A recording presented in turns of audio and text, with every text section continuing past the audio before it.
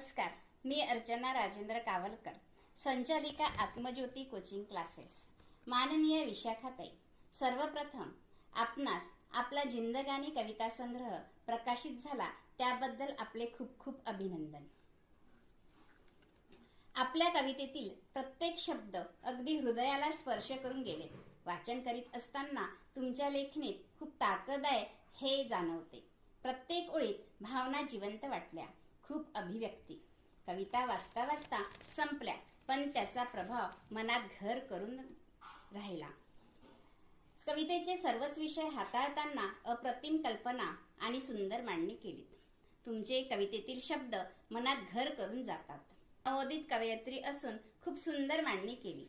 भावनांना इतकं सुंदर शब्दात मांडणं सगळ्यांना जमत नाही.